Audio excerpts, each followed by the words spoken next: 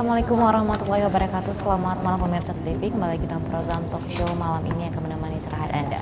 Baik, berbicara tentang bagaimana para petani mendapatkan ataupun meningkatkan usahanya, tentu ini juga akan memberikan kesejahteraan bagi para petani.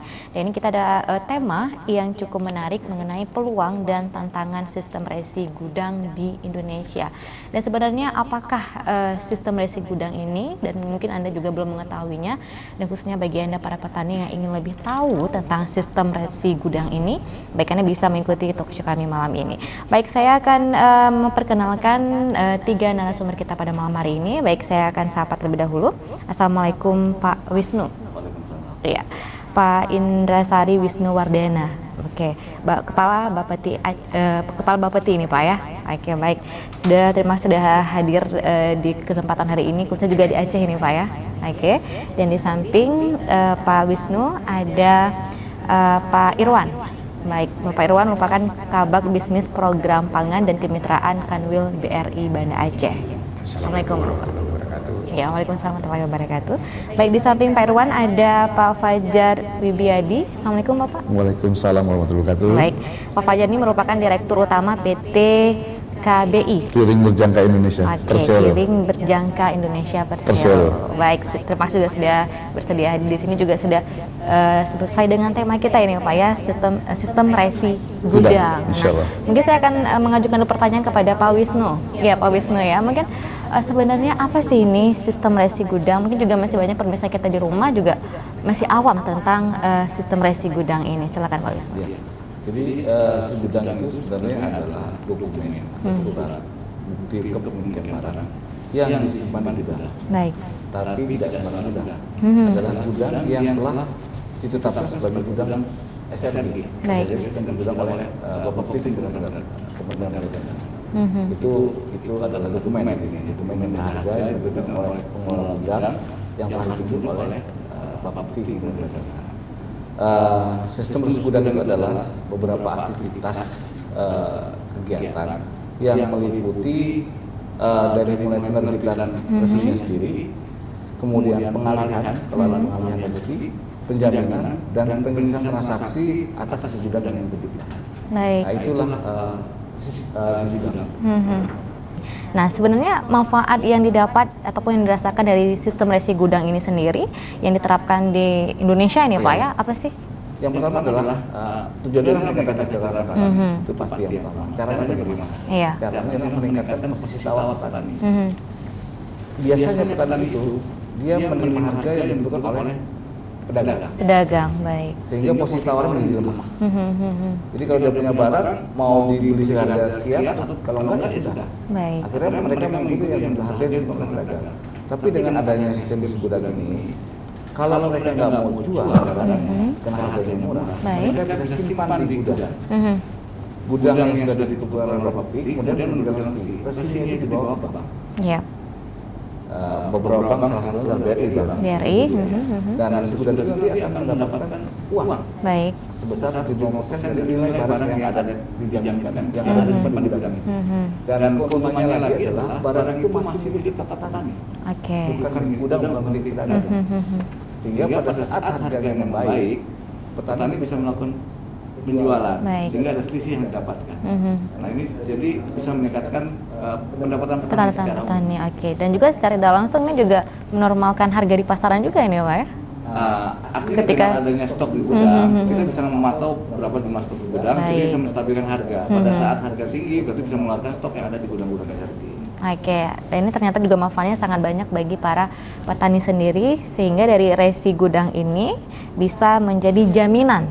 Ternyata nih Pak, jadi jaminan bagi para petani untuk mendapatkan penghasilan lebih baik. Nah, ternyata manfaat dari resi gudang ini bisa dirasakan petani ke depannya. Tapi juga ternyata masih banyak petani yang belum mengetahui hal ini Pak ya. Ternyata harus mau tidak mau menjualnya ke para pedagang ini tadi. Ya mungkin ini juga salah satu bentuk untuk sosialisasi kepada para petani kita. Baik, dan mungkin juga ke depannya agar komoditi apa saja ini Pak yang kan tidak semua ini hasil pertanian bisa diresikan atau memang bisa semuanya ataupun ada komoditi tertentu? sementara ada beberapa komoditi, tapi ada prinsipnya kalau komoditi bisa distandarisasi mutunya, itu bisa disebilangkan. Saat ini ada beras, gabah, kopi, jagung, rumput laut, lada, kopra, baik, banyak sebenarnya. Jadi sebenarnya komoditi itu sebenarnya bisa luas, ikan, bawang merah pun bisa disebilangkan. Nah, terhadap dengan komoditi tadi kan ada kala tidak jangka panjang ini Pak ya terhadap ketahanannya ini sendiri. Mungkin ada batas waktunya tidak?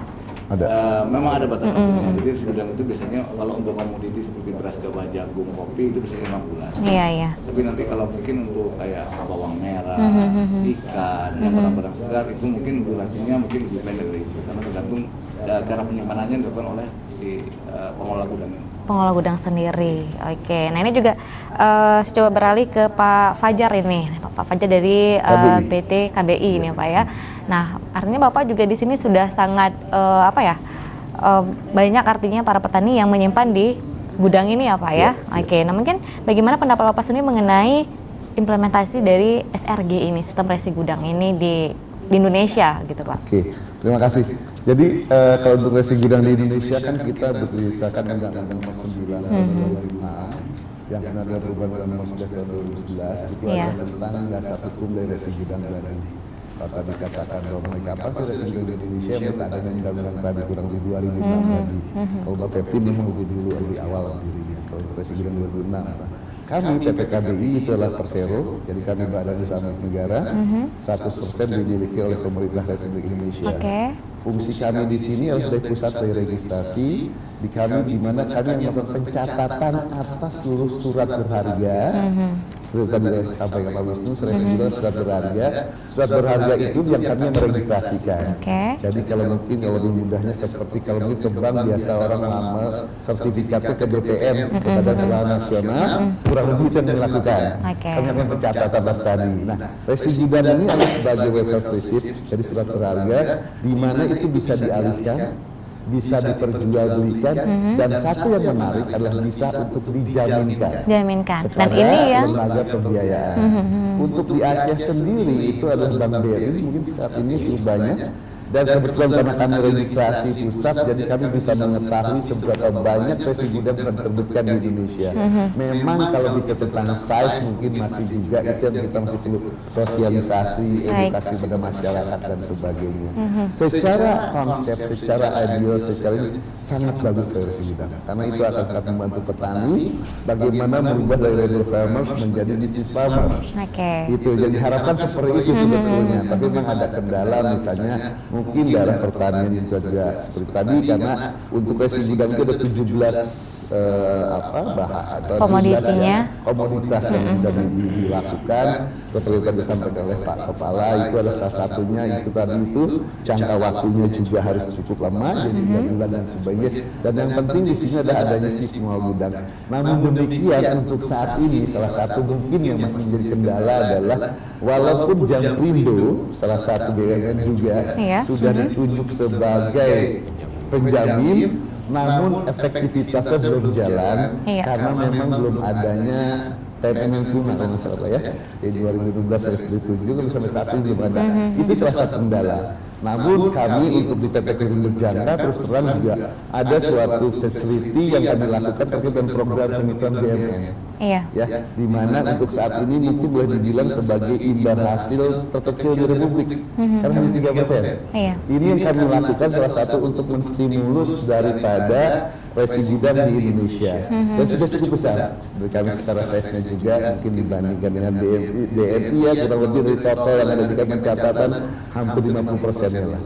Sebetulnya ini sangat besar sekali potensinya, tapi memang itu tadi untuk beberapa daerah mungkin juga belum ada gudang. Kalau untuk di Aceh Pak, gudangnya sudah ada kan? Di Aceh sudah ada di beberapa tempat sebetulnya. Dalam pencatatan kami ada di Pidi, di Birun, Bener Meriah, ada di Aceh Tengah, kemudian ada yang di Aceh Besar juga ada, Aceh Besar ada, Simele ada juga gudang swasta itu yang gudang Pidijaya dengan Aceh Tengah.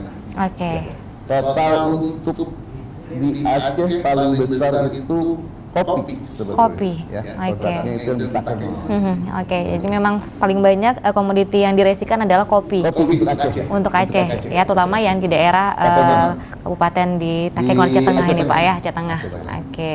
Dan ternyata juga sudah banyak resi gudang ini yang ada di Aceh. Cukup besar, cukup banyak. Cukup banyak. Oke. Baik. Nah, saya kembali ke Pak Wisnu ini, Pak Wisnu ya. Nah, ini ternyata juga sangat menarik ketika para petani punya resi gudang ini yang bisa banyak sekali manfaatnya seperti Pak Wisnu jelaskan tadi. Nah, mungkin ke depannya ini juga bagaimana pula integritas antara sistem resi gudang ini dengan yang tadi Bapak katakan pasar lelang komoditi ini sendiri. Iya. Ini kan ke sini bisa diperdagangkan. Kalau sekarang ini kan ke sini mau dijaminkan bank boleh, mau hanya disimpan sebagai boleh, kan gitu. Karena ke depan kita supaya meningkatkan lagi keterampilan ini kita akan coba perdagangkan di pasar lelang. Pasar lelang. Jadi sesinya ini nanti akan dipasarkan di pasar lelang. Jadi tanpa harus membawa barangnya. Dan pasar lelang ini online. Oh iya, bisa online juga. Jadi memperluas akses pemasaran bagi petani. Jadi petani yang ada Takengon bisa jual barangnya langsung ke yang ada di Jakarta, yang ada di Surabaya, yang ada di tempat lain. Tapi ini kedepannya kita akan membuat seperti itu. Jadi resi gudangnya bisa berdagangan di pasar lelang secara online, sehingga memperluas akses pemasaran bagi para petani. Otomatis nanti diharapkan harganya menjadi baik oleh petani. Oke, artinya di sini petani juga harus melek teknologi juga nih Pak, karena ini secara online Pak ya, pasar lelangnya sudah dibuka secara online, jadi terbuka dan sangat luas sekali ketika pemasaran itu bisa dilakukan sebenarnya. Nah, ini saya coba ke Pak dari pembiayaan sendiri nih Pak ya, dari BRI sendiri. Nah, mungkin Bapak juga melihat sistem resi gudang ini Pak di Aceh seperti apa Pak?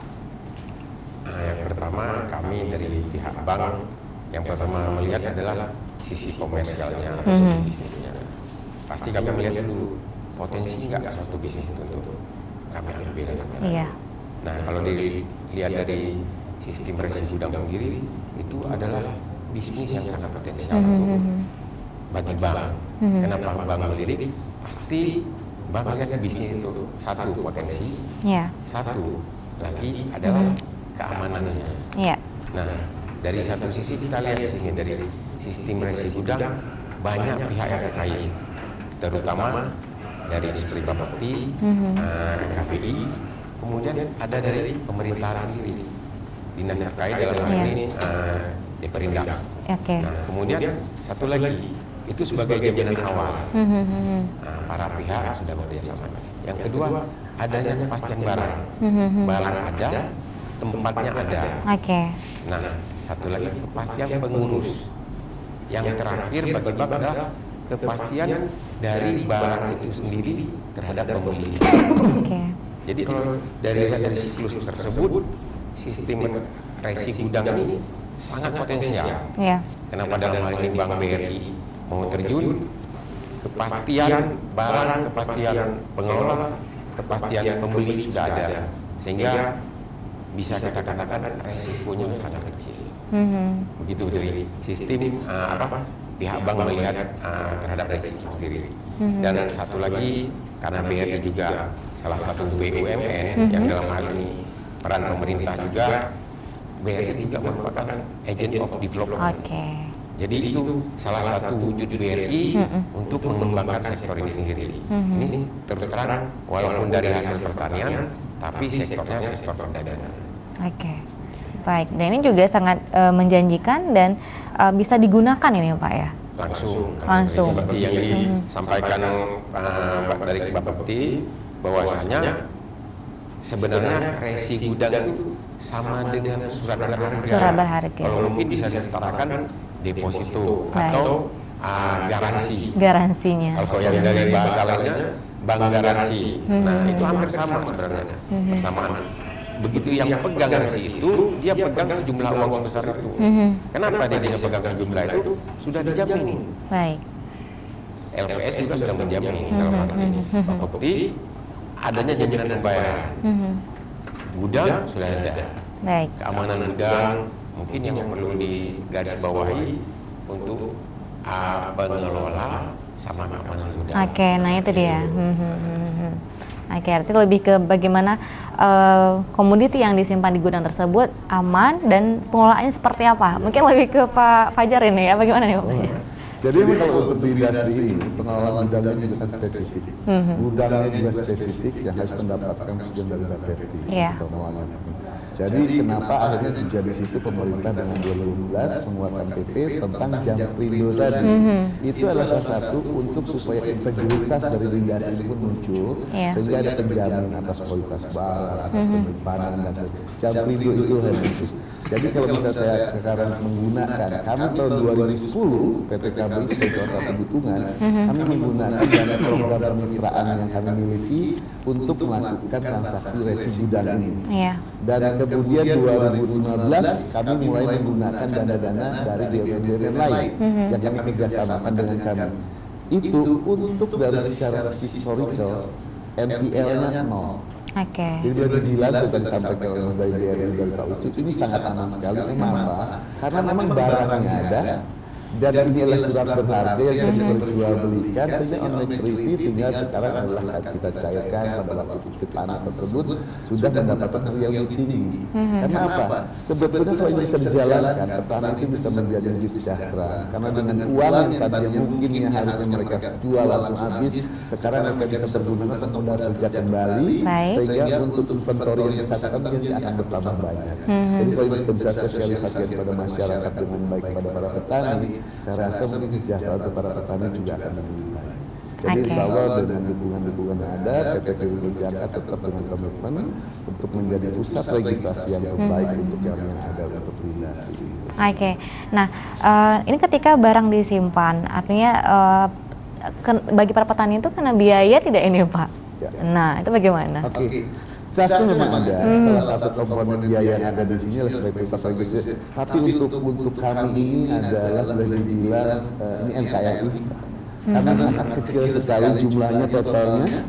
Dan kalau untuk beberapa daerah memang kurang lebih kalau bicara juga ada juga yang sampaikan itu perlu juga ada dukungan dari pemerintah setempat, di mana jadi pada untuk tahap-tahap awal biaya gudangnya itu adalah disubsidi oleh pemerintah daerah. Masih disubsidi? Ya, jadi seperti yang kita lakukan di Cianjur itu sudah sangat bagus sekali. Itu adalah untuk tahap 1-2 tahun pertama itu disubsidi oleh government, baru setelah itu data pengelolaan gudangnya sendiri yang melakukan. Itu awal. Tapi memang kalau biaya ada, tapi itu juga small. Dan itu juga tidak terlalu tidak terlalu menyusahkan petani juga ini ya dari segi pembiayaan, dari segi. Baik. Dan ini juga ternyata jaminan juga ada dan sangat terjamin. Dan terus juga jangan khawatir, kan memang tadi ada lembaga-lembaga yang menjamin barang-barang ataupun komoditi yang mereka simpan atau yang petani simpan ini tadi ya. Dan pemirsa di rumah, kita harus break sejenak. Usai jeda berikut ini kita akan segera kembali bersama kami dalam program Talk Show.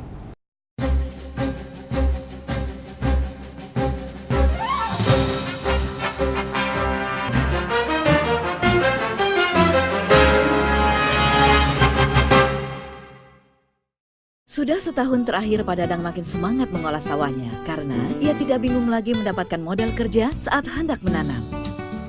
Ini semua karena saya ikut sistem resi gudang. Saya bisa dapat kredit modal usaha dari bank. Agunannya di hasil panen saya yang disimpan di gudang SRG. Kini resi gudang makin mudah diperoleh, murah biayanya dan besar manfaatnya bagi petani. Komoditinya juga makin bertambah. Ingat 3M dalam sistem resi gudang. Mudah, murah, manfaat. Iklan layanan masyarakat ini dipersembahkan oleh Bapepti Kementerian Perdagangan.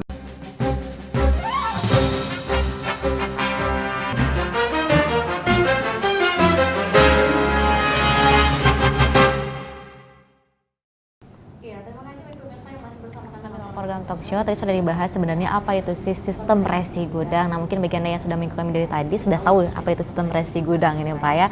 Nah mungkin juga sejauh ini perlu juga sosialisasi kepada masyarakat. Nah dari mungkin dari Bapepti sendiri nih Pak, sejauh mana sudah pelaksanaan sosialisasi sistem resi gudang ini yang telah dilakukan selama ini, dan mungkin juga salah satu bentuk sosialisasi juga ini Pak. Iya. Jadi memang kita setiap tahun tuh mengadakan sosialisasi di beberapa daerah. Baik. Biasanya yang kita lakukan adalah yang seperti di Aceh Besar ini. Aceh Besar ini karena gudangnya sudah ada, tapi belum dimanfaatkan secara optimal. Baik. Nah, kita akan menyasar karena kita harus fokus di daerah-daerah yang sebenarnya masih belum optimal. Belum optimal pemanfaatan resi gudang ini. Dan termasuk kalau di Aceh Besar. Kalau di wilayah lainnya sudah lumayan Sudah jalan. berkembang. Tapi di Aceh Besar ini masih belum. Baik. Makanya kita kali ini melakukan sosialisasi di Aceh Besar. Baik, nah mungkin menurut pantauan dari Pak Wisnu sendiri, mungkin kurangnya pemanfaatan secara maksimal ini resi gudang ini, apakah masyarakatnya belum tahu atau bagaimana ini Pak? Atau mungkin juga tidak ada keinginan masyarakat untuk menggunakan resi gudang ini sendiri? Yang pertama adalah komitmen dari pemerintah daerah. Itu yang paling penting. Baik. Karena pada saat awal yang namanya resi gudang ini dia belum bisa mandiri. Jadi harus ada dukungan untuk operasi. Baik. Untuk para pengelola gudang. Yang kedua adalah memang banyak petani yang belum tahu. Memang banyak petani yang belum tahu resi gudang ini. Baik. Jadi mereka masih menjual ke pedagang langsung dengan berapapun harga yang ditawarkan oleh Baik, walaupun harga rendah sekalipun. Nah, kalaupun tidak mereka simpan sendiri di rumahnya. Kalau simpan di rumahnya nggak bisa diuangkan itu Baik. barangnya, komoditinya. Tapi Iya. kalau simpan di gudang bisa. Jadi memang yang pertama ada komitmen dari Pemda, yang kedua adalah memang perlu lebih banyak teman-teman dari Pemda ini untuk turun ke lapangan, menyampaikan kepada para petani tentang adanya sistem resi gudang yang bisa dimanfaatkan Baik. oleh mereka. Itu mungkin yang ketiga adalah tadi pengelola gudang. Iya. Pengelola gudang ini memang kita akan coba terus meningkatkan kemampuan dan profesionalitasnya. Karena yang paling penting adalah kemampuan dari pengelola resi gudang itu sendiri. Oke, artinya juga kerjasama dari pemerintah daerah ini yang perlu lebih ditingkatkan, ya. Nah mungkin untuk di Aceh, mungkin di Aceh Besar khususnya masih belum termanfaatkan dengan baik. Untuk di wilayah lainnya di Indonesia secara umum Pak, ini Kalau mana secara saja yang umum, sudah sangat maju iya. pemanfaatan resi gudang ini? Kita sebenarnya ada 121 gudang yang sudah kita bangun. 121. Iya, gudang. Nah dari 121 itu ada 74 gudang yang sudah menerbitkan sistem resi gudang. Sisanya masih belum. Baik. Sehingga memang kita masih mencoba meningkatkan lagi. Kelemahannya adalah kembali di pengelola gudang. Jadi kita mencoba meningkatkan profesionalitas dari para pengelola gudang. Karena ini kunci keberhasilannya yang pertama adalah pengelola gudang. Baik. Oke, jadi kunci utamanya adalah dari pengelola gudang itu sendiri. Dan pemerintah daerah setempat. Oke, nah tadi kelemahan untuk Aceh Besar adalah dari pemerintahnya juga mungkin ya, yang belum juga memberitahu belum sosialisasi juga kepada masyarakatnya tentang pemanfaatan dari resi gudang ini sendiri. Dan mudah-mudahan ini juga menjadi tayangan yang menarik untuk pemirsa di rumah, khususnya juga bagi para petani yang mungkin juga punya komoditi yang mungkin selama ini disimpan di rumah ini Pak ya, tidak bisa digunakan. Nah ternyata ketika sudah diresi gudangkan, ini bisa dimanfaatkan dengan sebaik-baiknya. Salah satu penggunaannya untuk pendanaan. Nah ini juga mungkin yang juga bisa meningkatkan ke hasil pertanian berikutnya. Ya, nah coba saya kembali ke Pak Fajar ini Pak ya. Tadi bagaimana mengatakan bahwa kelemahannya adalah di sistem pengelolaan gudang ini sendiri. Apa sih nih Pak kelemahan yang ada di sistem pengelolaan gudang ini? Dalam sistem ini cukup banyak pelaku yang terlibatkan, dan salah satu pengelola gudang adalah karena mungkin standarisasi dan sebagainya yang belum ada, dan itu salah satu kenapa, karena di sini kan kualitas dari barang pun harus dijaga. Baik. Kualitas komoditasnya harus dijaga. Pengelola gudang itu benar-benar memegang kunci yang paling penting. Karena bagaimana sekarang perbankan akan percaya kalau mereka nggak tahu ini benar nggak nih barang disimpannya, resikonya gimana, jangan-jangan ada tikus dan sebagainya seperti itu. Itulah kenapa akhirnya pengelola gudang memiliki sentra. Untuk di Aceh Besar sendiri itu belum ada pengelola gudang. Belum ada. Ya, walaupun sudah ada satu gudang pemerintah di situ, tapi sampai saat ini dalam registrasi pencatatan kami memang belum ada resi gudang diterbitkan di Aceh Besar. Oke, Dan mengapa ini Pak? Apa kendalanya? nah, seperti yang tadi disampaikan oleh Pak Wis, memang ada beberapa hal. Termasuk satu itu, pengelola gudang itu harus distandarisasi. Jadi harus kita temukan. Artinya SDM-nya juga Betul ya? Pak, SDM ya Ibu. Jadi harus ada standarisasi, kualitinya dan sebagainya, pemahamannya dan sebagainya atas resi gudang ini salah satu penting. Dan mungkin profesional yang harus di-hire di sana, sehingga karena kalau supaya bisa berjalan baik dengan baik. Kemudian adalah kadang-kadang ada gudang tapi ditempatkannya itu ada juga masa pengangkutan disimpan di gudang, itu mungkin akan terjadi juga permasalahan atas harga untuk launching dan sebagainya. Ada beberapa hal memang, tapi so far sih dengan yang ada sekarang ya insya Allah sih ke depan mungkin bisa menjadi lebih baik juga kembali. Karena itu salah satu yang kami lakukan juga untuk dengan Bapepti bersama-sama mensosialisasi atas hal ini sebetulnya. Oke, tadi ternyata lebih kurangnya dari segi pengelola gudang itu sendiri, Iya. dari segi SDM-nya. Iya. Mungkin untuk mencari SDM ini apakah perlunya pelatihan ataupun memang harus ada apa ya untuk menciptakan si SDM untuk mengelola gudang ini yang profesional istilahnya. Betul, betul. Jadi Bang, itu yang kami lakukan juga. Kami lakukan memang untuk ke daerah-daerah seperti ini juga adalah mensosialisasi terhadap siapapun yang memiliki suatu hasrat atau keinginan menjadi pengelola gudang, itu kami bisa memberikan suatu pelatihan juga Baik, terhadap tersebut. Itu yang kami lakukan bersama-sama dengan stakeholders yang lain terkait dengan hal ini. Memang ada beberapa BUMN sebagai pengelola gudang, misalnya ada BGR dan sebagai Bandaga dan sebagainya. Tapi sebetulnya untuk yang private pun dimungkinkan. Dan di Aceh juga ada 2 sebetulnya gudang swasta, itu ada yang di PD Jaya dengan di Aceh Tengah, itu ada di gudang swasta. Jadi sebetulnya ini adalah suatu potensial juga untuk pengusaha-pengusaha untuk bisa melakukan sesuatu yang terbaik juga untuk di sistem resi gudang ini. Kurang lebih seperti itu. Baik, tidak hanya gudang pemerintah, juga Betul, ada gudang swasta. betul. Sementara tadi yang di Aceh Tengah ini lebih ke gudang swastanya Pemerintah. yang lebih pemerintahnya. Iya, Aceh swastanya nggak ada, Aceh Oke, Tengah. Aceh Tengah yang pemerintahnya. Iya, Tadi yang iya. di PD Jaya ini, PD Pak. Ya? Jaya dengan yang di swasta ada yang Takengon 1, tapi itu size-nya masih kecil. Ya, yang paling besar adalah yang swasta untuk di Takengon atau Aceh Tengah, itu adalah yang memang pemerintah. Yang ini. Pemerintah Iya, sendiri. betul. Oke, nah mungkin melihat tadi ternyata di Aceh Tengah sudah sangat dimanfaatkan Iya. oleh para petani, Iya. khususnya petani kopi nih, Kopi. Pak. Kopi nih Pak ya. Nah mungkin selama ini untuk sistem pendanaan sudahkah mereka maksimal juga nih Pak untuk meningkatkan mungkin hasil pertanian mereka dengan sistem resi gudang yang mereka miliki ini Pak? Kalau dilihat dari pembiayaan sebenarnya ini kan sangat membantu. Tadi balik lagi ke kita tadi bahwa resi yang dikeluarkan itu kan adalah surat berharga. Iya. Artinya sama dengan bank garansi atau corporate garansi sama. Artinya Iya. kan jaminan pembayaran itu. Iya. Nah, jadi dari satu sisi si petani, gapoktan atau UMKM, pelaku UMKM, begitu mereka pegang resi, mereka bisa ibaratnya reimburse. Nah, bahasa lebih gampangnya reimburse atau melakukan Mencairkan. permohonan, ya, Permohonan, mencairkan baik. sebesar 70 atau 75% gitu dari nilai barang tersebut. Nah, penentuan nilai barang itu tergantung dari uji mutu. Nah, uji mutu dalam hal ini memang itu ranahnya pengelola. Balik lagi pengelola. Boleh juga rekanan atau badan yang ditunjuk oleh pengelola yang memang sudah bonafitnya sudah teruji kemampuannya. Nah, balik lagi bahwasanya begitu mereka sebenarnya gini, sistem resi gudang itu sendiri akan berlangsung pada saat pertama Iya. barangnya ada dan banyak. Nah, balik lagi hukum ekonomi, begitu barang ada dan banyak, harga pasti murah. Lebih, oke. Murah. Nah, begitu harga murah, jangan langsung dijual, disimpan dulu supaya kualitas barang yang disimpan itu terjaga. Simpanlah di gudang resi. Oke. Resi gudang, kalau resi suratnya, kalau gudang resi tempatnya. Tempatnya. Nah, jadi gudang resi itu sudah memiliki standar. Tapi saya belum tahu juga ada ISO-nya, Pak ya?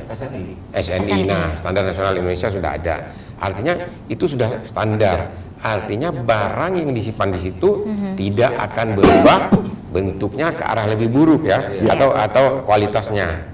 Jadi kalau misal harga pada saat pertama misalkan harga setelah diuji mutu itu 5.000, itu barang yang akan keluar 5.000. Kemungkinan besar bisa jadi 6-7.000. Oke. Makanya pihak bank atau dalam hal ini kita ini ada space 30%, makanya 70. Menghindari sebenarnya. Tetapi balik lagi kan sudah ada kepastian pembeli. Oke. Apalagi seperti contoh yang di Takengon itu ada standing buyer. Dalam hal ini nggak salah saya dari Amerika standing buyer. Jadi si pengelola sendiri punya kontrak. Oke. Jadi si pengelola ini balik lagi, si pengelola sendiri itu punya koperasi, dia sendiri pebisnis. Jadi dia punya kontrak terhadap pembeli di Amerika yang pemenuhannya lebih kurang 6 bulan. Oke. Nah, jadi dia akan kumpulkan barang dulu selama 6 bulan tersebut. Sistem dengan kontrak kerja sama pembeli itu tidak boleh putus. Baik. Jadi berapapun barang akan dia tampung. Nah, kualitas yang dihasilkan, kalau yang di sana kebetulan itu nasabah BRI. Pengelola itu kualitas yang dihasilkan adalah grade-nya premium. Oke. Kualitas nomor 1, harganya pada saat kemarin itu lebih kurang 90.000 per kilogram. Itu untuk kopi nih, Pak. Kopi. Lumayan, itu bukan kopi, biji kopi. Biji kopinya. kopinya, Nah, biji biji kopinya. kopi itu malah dari Amerika itu meminta standar harus ada berapa dpl di atas permukaan laut. Kopi yang ditanam. Oke. Tidak boleh berkurang, tidak boleh. Itu tanggung jawab dari pemilik pengelola gudang. Nah, balik lagi, seberapa sih sebenarnya pada saat petani atau ini sudah megang resi, mereka bisa tanam lagi. Oke. Jadi harapannya duit dicairkan dulu di bank. Nah, kalau proses pencairan berapa lama? Sangat singkat, apalagi semua sudah memakai sistem. Tidak ada lagi sebenarnya harus resi memang harus diantar. Sebaiknya sih diantarnya oleh pengelola. Nah, di situ karena satu pihak, satu sisi tingkat petani kita memang pendidikannya masih rendah. Jadi mereka yang namanya kertas atau apapun yang bertulis itu pasti mereka sungkan, nggak mau disibukkan. Jadi balik lagi sangat penting bisa langsung untuk putaran modal dia nanam atau beli untuk selanjutnya. Oke, dan ini para pengelola juga mau ikut serta tidak ini Pak untuk membantu si petani misalnya ke bank ini Pak. Tadi kan petani dalam kata kutip mungkin pendidikannya masih rendah. Itu bagaimana nih Pak Fajar? Ya, memang kalau secara ini sih pengelola gudang dan sebagainya juga untuk ke perbankan juga mereka untuk membantu juga. Memang surat berharga itu adalah bentuknya paper, itu masih bentuk printing juga, itu dikeluarkan juga oleh percetakannya jelas juga, jadi itu emang penerbitannya, jadi betul-betul seperti semacam kayak nggak mungkin bisa diduplikasi lah, jadi emang itu kertas khusus dan sebagainya, karena itu yang kita bisa tunjukkan ke perbankan dengan menunjukkan itu pun adalah sebetulnya bank kurang lebih harusnya cuma merem aja udah tahu bahwa itu barang itu ada. Mereka akan cairkan uang sebesar 70 atau 75%, dengan situ mereka akan jadi modal kembali bagi petani. Jadi tadi sebenarnya si petani itu bisa langsung bawa apa? Ya. Karena nggak perlu apa-apa lagi. Ya. Iya. Begitu dapat isi gudang dari pengelola gudang, Baik. bawa ke bank, langsung dapat uang. Nggak sampai 1 jam. Iya. Cuma 1 jam sudah cair uang. Oke. Karena surat berharga itu sama dengan kalau kita punya rumah Sertifikat. Jadi bank itu akan malah kalau ini buat bank sangat liquid karena kapanpun bank bisa melakukan penjualan bayar. Oke, nah kalau begitu seperti apa ini Pak? Apakah cara untuk mendapatkan fasilitas pembiayaan SRG dari Bank WIR ini sendiri cepat atau seperti apa untuk mendapatkan ini Pak pembiayaannya? Sejalan sebenarnya, seperti yang disampaikan tadi, itu kan hanya printing. Tetapi di bank sendiri kan bisa lihat hasil printing itu bisa dicocokkan. Kan sistem. Nah, kita nanti dikasih dongle. Nah, dongle. Jadi kita juga bisa mantau apakah yang hasil ini sama seperti itu. Sepanjang sama, makanya tadi disampaikan Pak Wisnu nggak lama. Ya, kan cuma mencocokkan. Sepanjang cocok wajib dikeluarkan. Dan balik lagi. Proses ini sebenarnya inti dari resi gudang. Kalau dari pihak perbankan kita melihat pertama adalah kekuatan si pengelola. Memang pengelola harus memang benar-benar profesional. Satu lagi mungkin ya Pak ya dari Pak Wisnu atau Pak Fajar, kekuatan sendiri dalam bentuk finansial dari si pengelola. Yang terakhir adalah keberpihakan pemerintah dalam hal ini. Mungkin kita dari tadi belum menyebutkan Pak. Bukan, Dinas Pertanian. Adanya anjuran atau himbauan dari pemerintah, ayo petani kita nanam padi semuanya. Ayo petani ini pupuk kita berikan subsidi. Otomatis hasilnya kemudian satu lagi dilakukanlah pendampingan sehingga hasil yang kemarin 1 bisa jadi 2, bisa jadi 3. Begitu panen raya barang berlimpah, harga murah, simpan dulu dong, supaya bisa beli kemudian dijual. Harus berkoordinasi lagi dengan Dinas Pertanian juga ini. Harus ya. Tidak hanya dari Perindak saja ini Pak ya, diwakilkan oleh Bapeti sendiri ini. Akhirnya juga bagaimana di sini sebenarnya semua instansi yang terlibat dalam bidang pertanian ini bisa menggalakkan sistem resi gudang ini sendiri ya, dari Dinas Pertanian, Perdagangan sendiri dan juga Bapeti utama untuk menghimbau kepada maksud kami pemirsa di rumah dan juga tentunya yang petani ini ya, yang profesi sebagai petani juga masih ada alternatif yang lain yang bisa dilakukan untuk meningkatkan pertaniannya dan juga meningkatkan income tentunya ini. Ya, saya coba kembali beralih ke Pak Wisnu ini. Pak Wisnu tadi seperti Bapak katakan bahwa sudah cukup banyak dan mungkin hanya kurang di Aceh Besar. Bagaimana pemanfaatan dari resi gudang ini sendiri? Nah, mungkin apa nih supaya menjadi tantangan sendiri? Kita sudah bicara dengan Pak Asisten Direktur Pembangunan Pak Kadis tadi. Mereka sudah akan mengusulkan pengelolaan gudang dan kita akan mencoba melakukan. Jadi begitu diusulkan oleh pemerintah daerah, kami dari Bapepti akan melakukan uji kelayakan. Layakkah orang-orang ini melakukan pengelolaan gudang?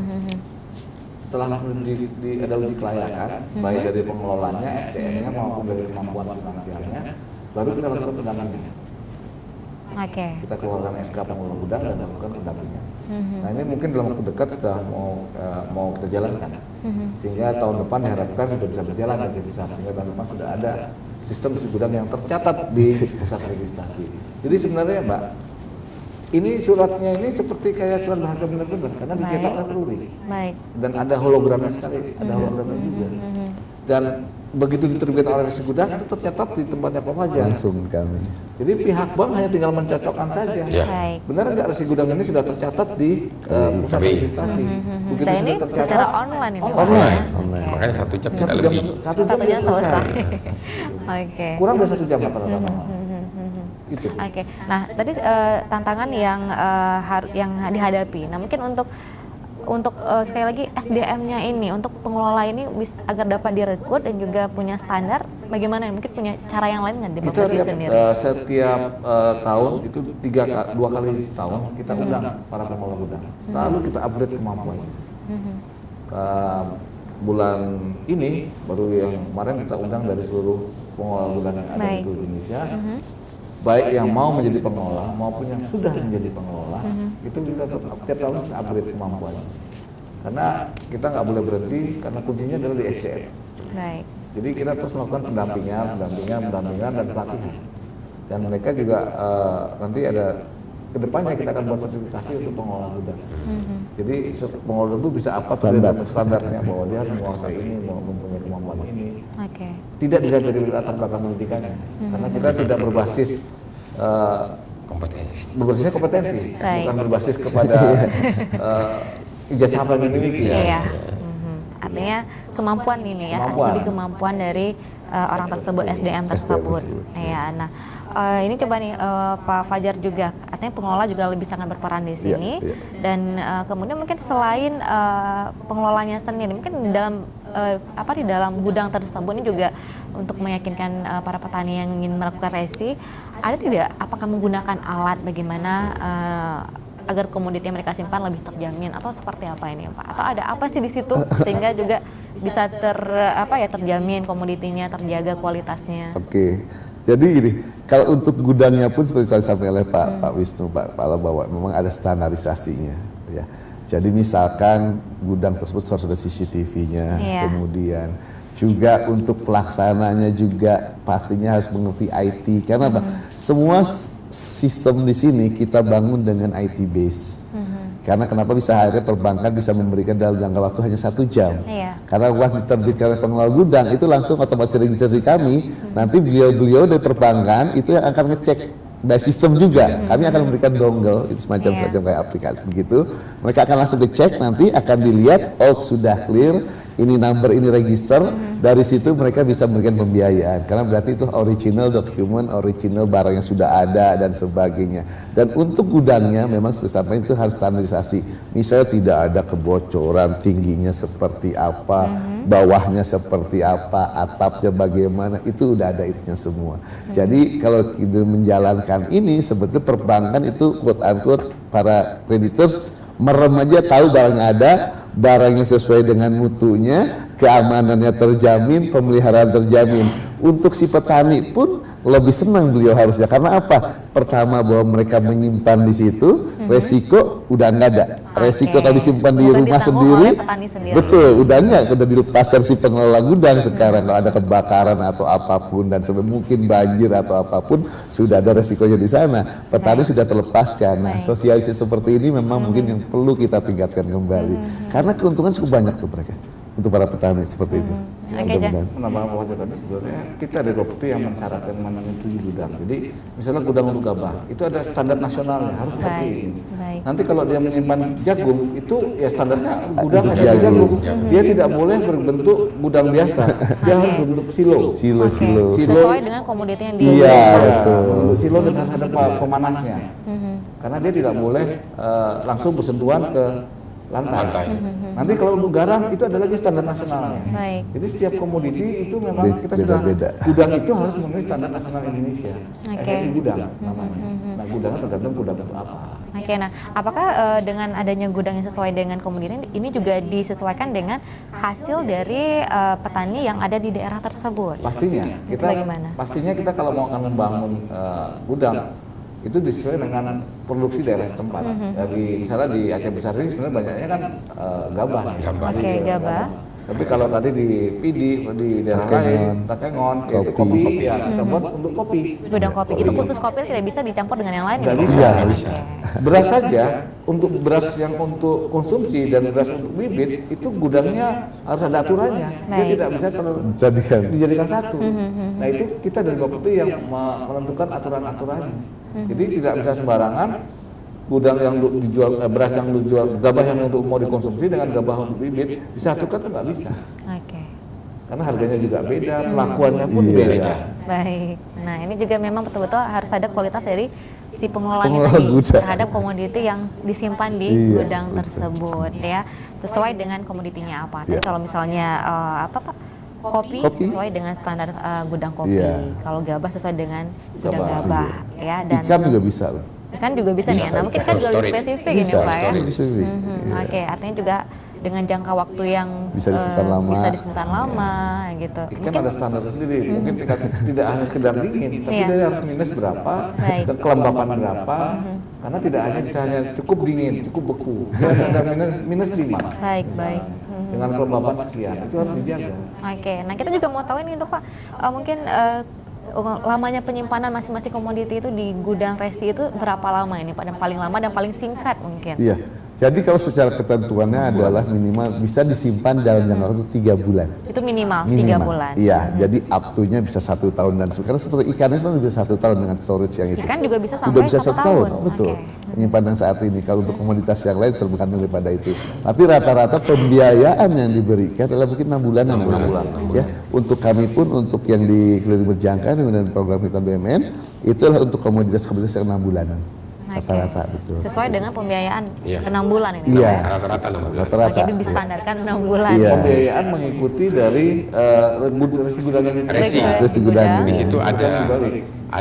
apa barang yang disimpan, Oke. siapa yang Melihat- punya, kemudian berapa lama. Berapa lama. Oke, jadi juga kembali awal sekali melihat di bagaimana di yang tercatat di resi Resi gudangnya tersebut, tadi, ya, bukan betul. dari petani maunya berapa. Iya, ya, Pak? iya, Tapi kurang iya. lebih 6 bulan tadi. 6 ini. bulan. 6 Oke. bulan. Nah mungkin tadi kalau yang sangat memudahkan sekali ketika petani ingin melakukan pembiayaan dari resi gudang sendiri ini Pak Irwan ya. Tapi mungkin ada kendala tidak ini untuk melakukan pembiayaan ini? Apa sih kendalanya? Sebenarnya kalau kita berbicara kendala, hampir bisa disampaikan tidak ada sebenarnya.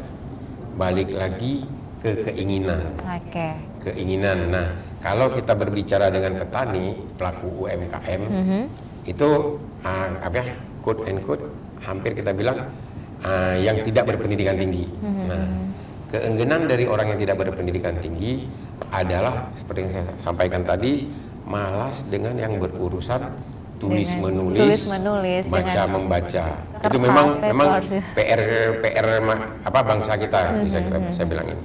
Jadi keengganannya seperti itu dan ketidaktahuan. Baik. Nah, akibat ketidaktahuan mereka enggan. Nah, balik lagi, bahas lagi, mungkin sosialisasi Baik. dan edukasi.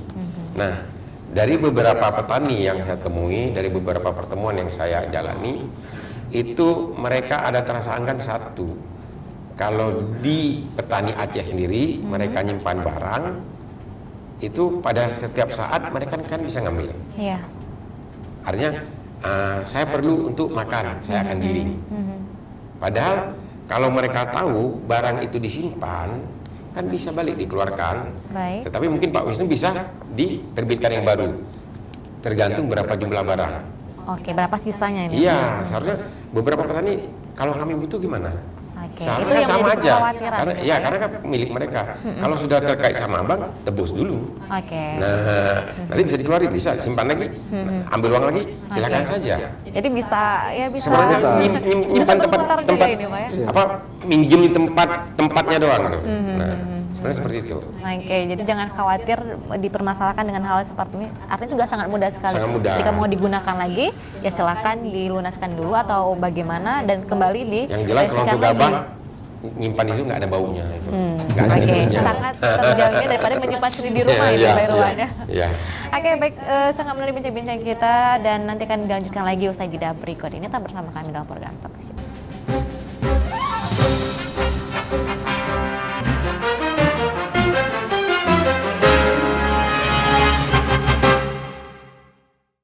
Sudah setahun terakhir Pak Dadang makin semangat mengolah sawahnya karena ia tidak bingung lagi mendapatkan modal kerja saat hendak menanam. Ini semua karena saya ikut sistem resi gudang. Saya bisa dapat kredit modal usaha dari bank. Agunannya di hasil panen saya yang disimpan di gudang SRG. Kini resi gudang makin mudah diperoleh, murah biayanya dan besar manfaatnya bagi petani. Komoditinya juga makin bertambah. Ingat 3M dalam sistem resi gudang. Mudah, murah, manfaat. Iklan layanan masyarakat ini dipersembahkan oleh Bapepti Kementerian Perdagangan.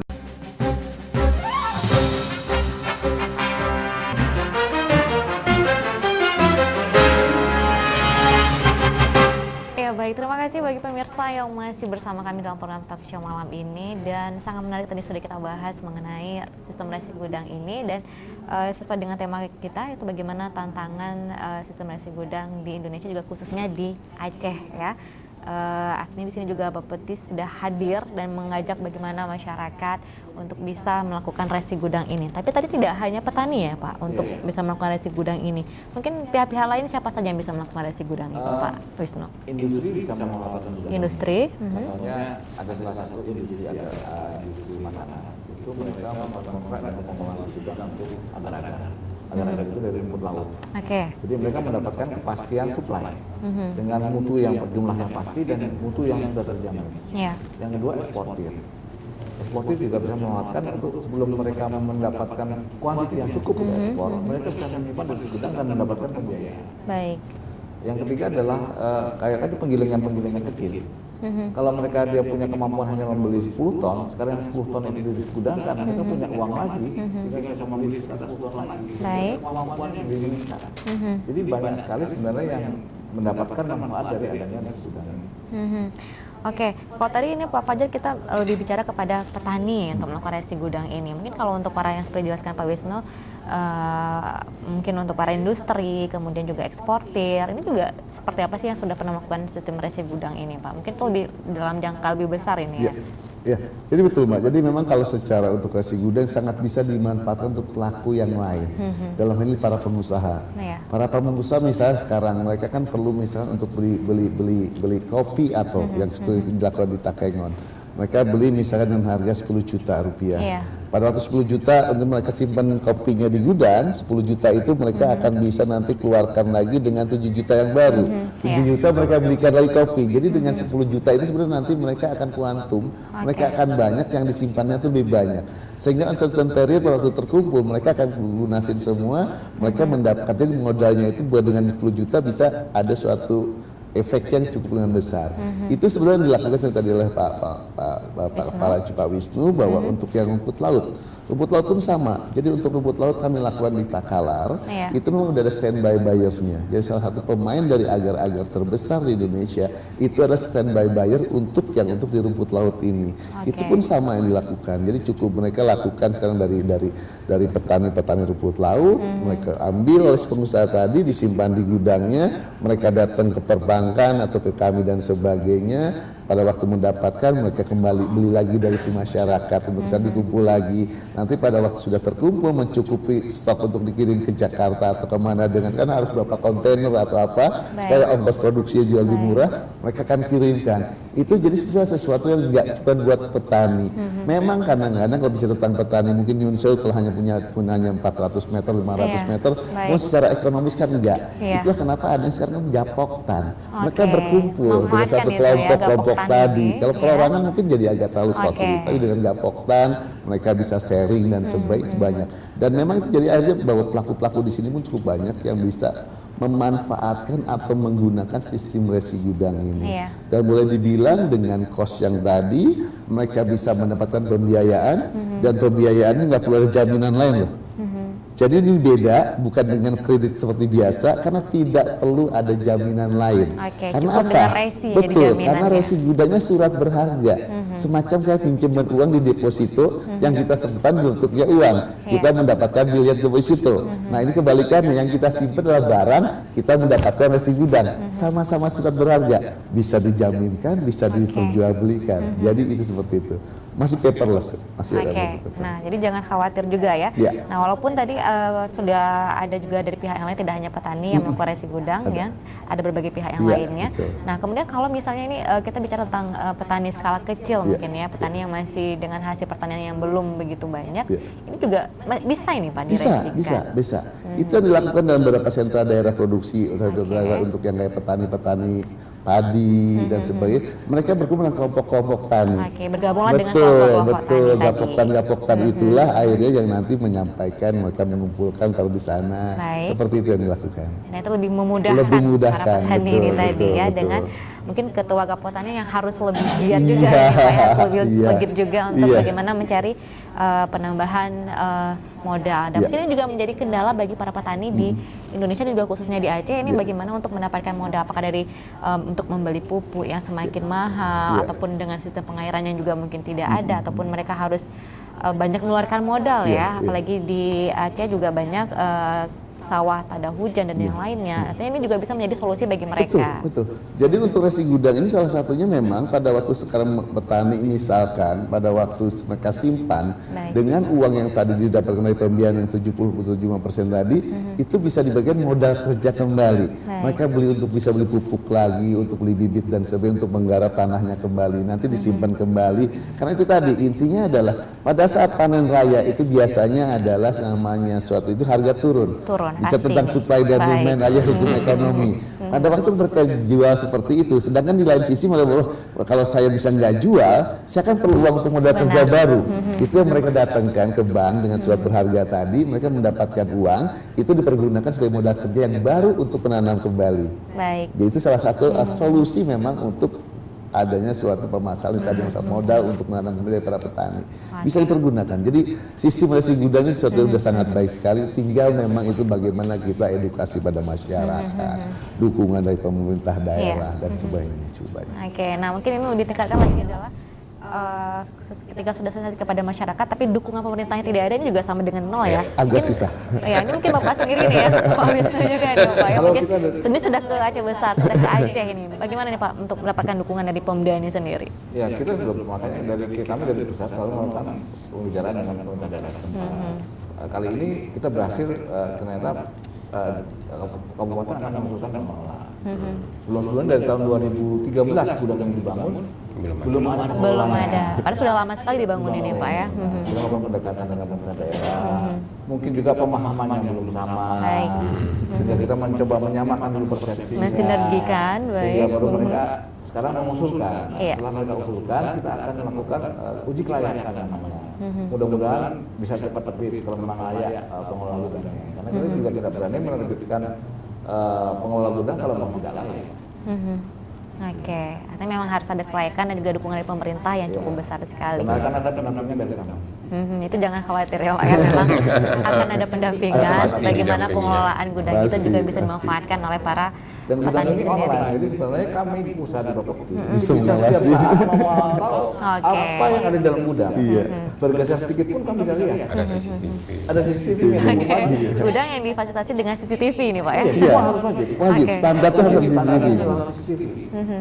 Jadi kita dari pusat pun, saya misalnya mau lihat gudang yang ada di Jawa Barat, yang ada di PD, yang ada di Takengon, Takengon tinggal klik aja kelihatan barangnya ada nggak. Oke, baik. Dan ini untuk daerah yang sudah sangat memanfaatkan sekali gudang ini Pak, gudang resi ini daerah apa saja ini tadi? Di mana? Di Indonesia? Di Aceh khususnya. Oh, di Aceh ya tadi yang Takengon ya. Oke. Dan yang bagusnya di Aceh ini sudah ada 2 swasta. 2 gudang swasta yang melakukan SRG. Di tempat lain ada beberapa, tapi ini sudah indikasi yang baik sekali di Aceh sudah ada pihak swasta yang mau melakukan melaksanakan sistem gudang ini. Oke, baik. Biasanya kan ini diinisiasi oleh pemerintah. Nah, ini juga Pak mengubah paradigma masyarakat juga tidak mudah nih Pak ya. Mungkin masyarakat yang dulunya sering menyimpan hasil pertanian di rumah ataupun di apa sih namanya ini ya? Di lubuk apa? Lumbung itu ya.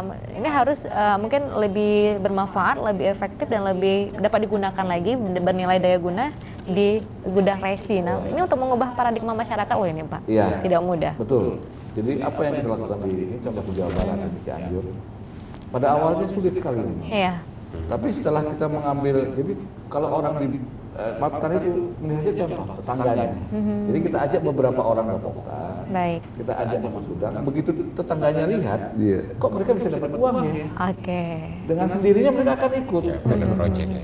Jadi, harus ada model dulu ya Pak ya, harus sehingga masyarakat kita ikut-ikutan ini ya. Karena kok bisa dapat uang kan gitu kan. Oke. Terus kok berasnya masih punya kan gitu. Nah ini akhirnya mereka berbondong-bondong yang tadinya gudang itu kosong, sekarang di Cianjur itu kita tambah lagi gudangnya. Karena nggak usah nyari lagi, mereka datang sendiri. Baik. Gitu. Pada awalnya memang tadinya kosong di gudang, jadi kita ajak beberapa ke Poktan. Karena kecil-kecil kan kita ajak ke Poktan untuk kita taruh dulu, ya kita pertama mending kita gratis dulu, dulu kan. Baik. Dengan berbagai cara lah kita mengatakan kepada masyarakat. Karena ini harus kalau di bawah itu harus pakai role model. Role model. Dan dari mulut ke mulut biasanya. Nah ini yang kita lakukan dan ini berhasil di beberapa wilayah. Salah satunya tadi sangat berhasil di Cianjur ya Pak ya. Cianjur, Subang, itu sangat berhasil. Gudang di Subang itu sudah bertambah jadi hampir 8. Oke, sudah ada 8 gudang untuk di daerah Cianjur saja ya. Ini mungkin di Aceh masih, khususnya Aceh Besar masih 1, ataupun yang lainnya mudah-mudahan bisa bertambah lagi. Mungkin di Aceh cuma 2 gudang swasta. 7 yang mudah-mudahan bisa bertambah lagi ini Pak ya. 7 di pemerintah mudah-mudahan juga bisa dimanfaatkan dengan semaksimal mungkin ini ya. Nah mungkin dari KBI sendiri mungkin ke depan ini sebagai pusat registrasi ini apa sih dalam sistem resi gudang ini punya kebijakan dari PT KBI ke depan untuk mendukung pengembangan SRG ini khususnya juga di Aceh lah ya Pak, kita bicara skala kecil dulu ini Pak.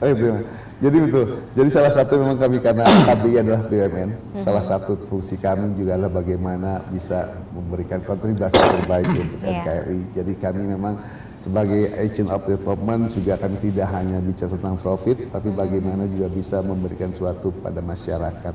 Ini memang kami lakukan untuk dari si gudang, salah satunya adalah untuk sistem ini pun kami lakukan dengan dongle, kami lakukan dengan pelatihan, kami undang dari daerah ke Jakarta dan sebagainya. Termasuk seperti tadi disampaikan oleh Pak Wisnu, mungkin bahwa di sini adalah bagaimana dengan suatu contoh. Beberapa waktu yang lalu saya baru dihubungi juga oleh salah satu bupati di daerah Aceh juga, karena mereka melihat keberhasilan di Takengon. Oke, sudah dilirik ini Pak ya? Iya, dan ingin bagaimana mengkopi untuk Takengon tadi di daerahnya. Jadi kebetulan mungkin sempat kami lakukan mungkin by phone, dia juga ingin diberikan penjelasan. Kemarin saya juga baru bertemu malah dengan Bengkulu.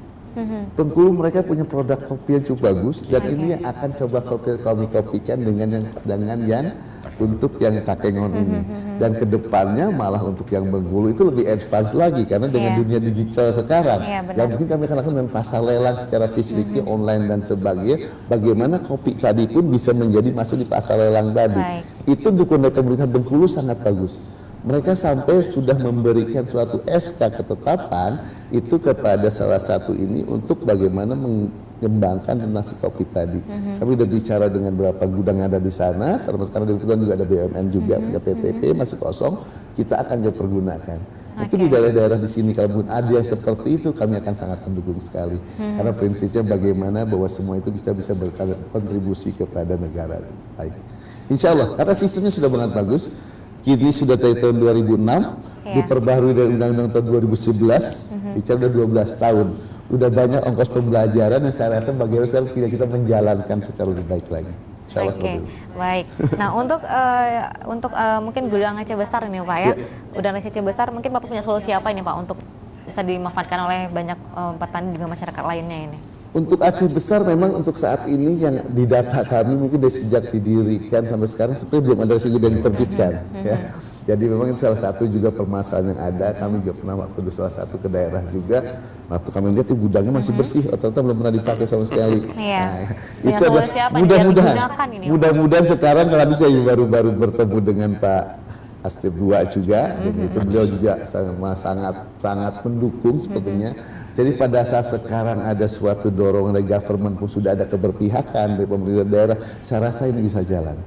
Karena apa tadi? Karena kalau nggak ada, kadang-kadang melihatnya APBD saya mau dipakai buat apa mungkin dan sebagainya. Nah, kalau udah mulai bergeser tuh untuk menggunakan ini, itu biasanya sih jalan, Bu. Ya, jadi insya Allah sekarang sudah keberkahan ada, Bapepti juga tentunya sangat mendukung, kami pun sangat mendukung, perbankan sangat mendukung, Bank Indonesia juga sangat mendukung, karena ini salah satu menjadi program nawacitanya dari pemerintah juga, bentuk di sistem resi gudang yang saya ketahui, saya jadi proyeknya di sana juga.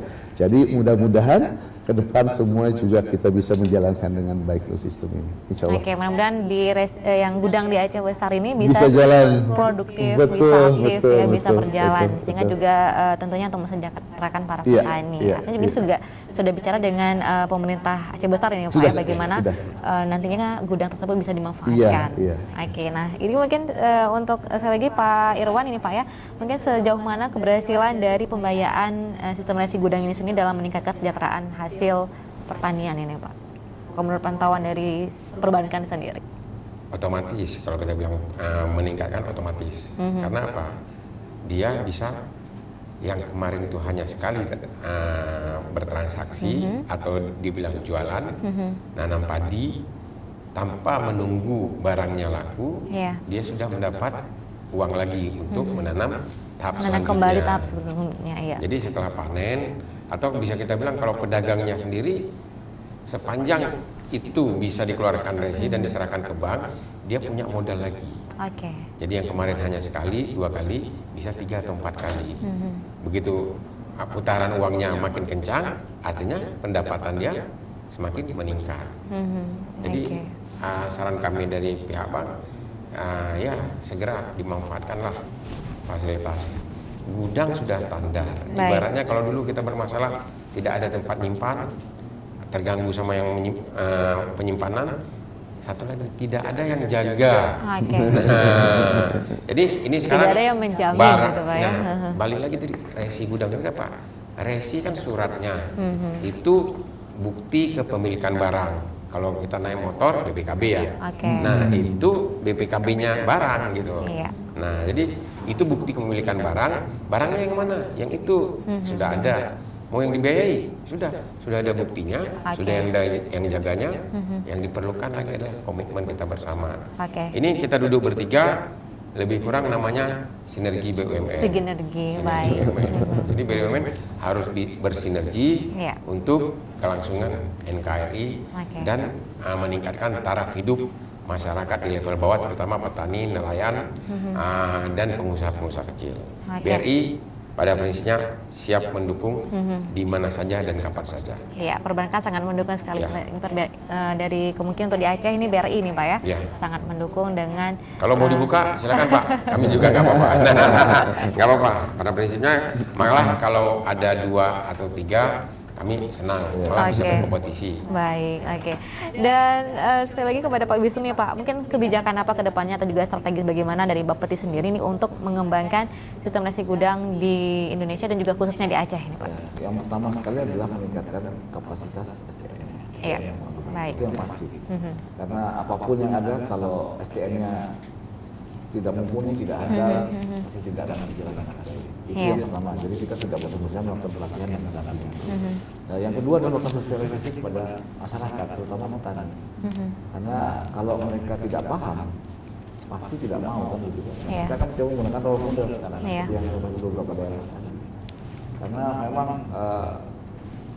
kalau masyarakat petani itu harus melihat contoh, baru bisa mengikuti. Lainnya adalah sebenarnya kalau yang tadi belum dibicarakan adalah bahwa SRG ini ada biaya, tapi sangat rendah. Oke. Contohnya 1 kilogram gabah itu mungkin biayanya total itu sekitar 110 rupiah, 110 sampai 120 rupiah. Oke, per kilo. sangat kecil. Sangat kecil. Baik. Gabah. Jadi kalau misalnya sekarang harga dia harga gabah 4.300 ditambah 100 itu kan jadi 4.400 kan modalnya, tapi dijual lagi di harga 4.600, petani masih dapat keuntungan. Oke, baik. Kenapa bisa begitu? Karena bunganya rendah. Ya. Bunganya itu hanya 6% Baik. yang dari BNI. Jadi ini rasa yang kita usahakan, kita kerjasama dengan bank, dengan BUMN, karena BUMN juga punya dana CSR, punya program untuk membantu. Oke. Jadi kita akan mensinergikan semua kemampuan yang ada di instansi terkait untuk mendorong pengembangan gudang di Aceh, khususnya di Aceh. Oke. Khususnya di Baik. Aceh. Khususnya di Aceh dan Aceh besar ini Pak ya. Oke, dan terima kasih Pak Wisnu, Pak Irwan dan juga Pak Fajar atas kesempatan kali ini, dan juga ini mudah-mudahan pemirsa di rumah juga sudah paham seperti apa sebenarnya sistem resi gudang ini, dan juga bisa dimanfaatkan dan juga bisa dibagi ilmu ini kepada yang lainnya, informasi ini, sehingga juga dapat meningkatkan kesejahteraan para petani di Indonesia dan khususnya juga di Aceh. Dan demikian talk show kita malam ini. Akhir kata saya Fili mau pamit. Wassalamualaikum warahmatullahi wabarakatuh.